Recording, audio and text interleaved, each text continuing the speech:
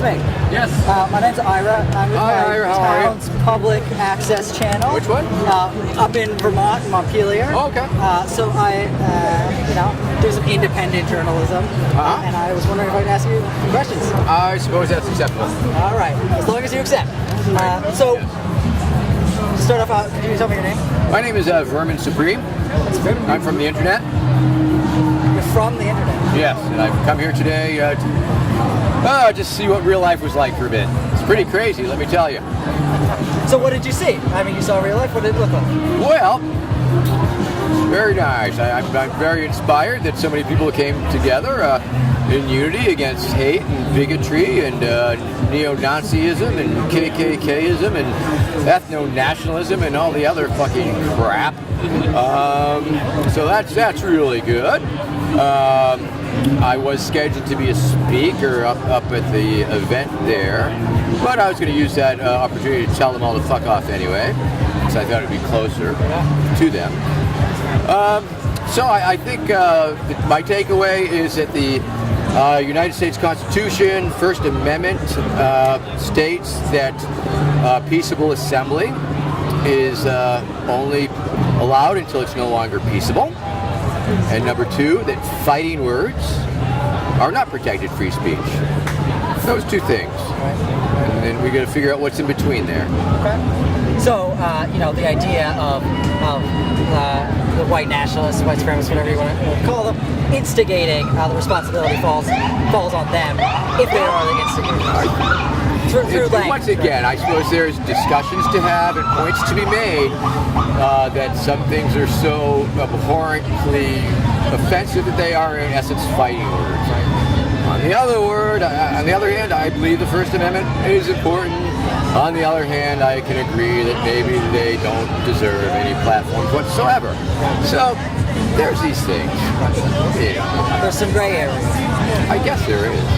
So, but I'm not now. Have I opened myself to being accused of being a Nazi sympathizer by simply saying something like that? Something so seemingly moderate? It's possible, and I guess that's where the dangers of extremism might lie. So you have the risk of interpretation, right? What you say, and then you say there's a gray area that's moderate. Well, of course. I mean, it's so subjective. If I come up to you and say "fuck you" and "fuck your mother"? Are you going to swing on me, or are you just going to nod? I mean, were they fighting words, or was it me expressing my opinion? The context is how are you subjectively reacting to fighting words? What's the intent to start a fight? So that's a good. Can you yell fire? You can't yell fire in a crowded theater, but you can yell theater in a crowded fire. That's great. So given that idea of these reactions and interpretations, what do you think about the kind of behavior of the crowd today and the reaction of the folks who gathered here for the counter protest? Well, spirited. Emotional. And spirited, emotional free speech is certainly protected. Exuberant free speech is protected. Rowdy free speech is protected, as long as it's peaceful. So I didn't see anybody swinging on anybody today. I did see a very angry crowd, very angry mob, 2 minutes of hate and all that good stuff. But, a society needed 2 minutes of hate. We've always been at war with Oceania. And so, yeah, I mean, it is what it is. My druthers is that it doesn't turn violent, but I don't have any real control over that. Sure. So, are you based in Boston, or do you travel here today? I'm around. You're around? From the internet, like I said. From the internet. Okay, do you have why weren't you able to speak? The thing got shut down before I was scheduled. I don't know why it was shut down, and How did they reach out to you, or you reach out to them for I knew some of the organizers are fucking kids. And my own take is they were trolly fucking kids. They were playing the left and the right against each other, quite frankly. Or at least they were being extremely disingenuous about their actual feelings, which is always possible, because people tend to be very disingenuous when it gets down to it in these topics. But I'm convinced pretty much that they were fucking trolls. They got in over their heads. But I know these kids from when they were in my after-school program. A couple of them. Okay, they were little kids. I knew them when they were kids. Now they're bigger kids. They organize this shit. So where does the white supremacist narrative come from? If you know them from when they were little kids, I'm not saying they are. Okay. I'm saying I believe there are more trolls. So I believe there's along the lines of your 4chan trolls trying to.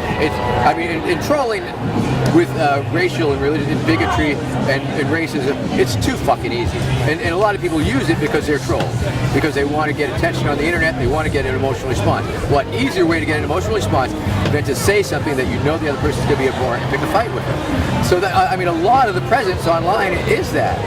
I'm not convinced that they're all. They are pretending to be fucking this or that, but I don't know if they are. But there's an obvious overlap then in that the language and the narrative. They're a force multiplier is what they are. Okay. I don't know if they're real, but they're a force multiplier. They're making it seem like there's a lot more of that shit than maybe there is. There's plenty of it and there's too much of it. Right. But I think that a certain type of troll is more of a force multiplier. It's really hard to tell which is which.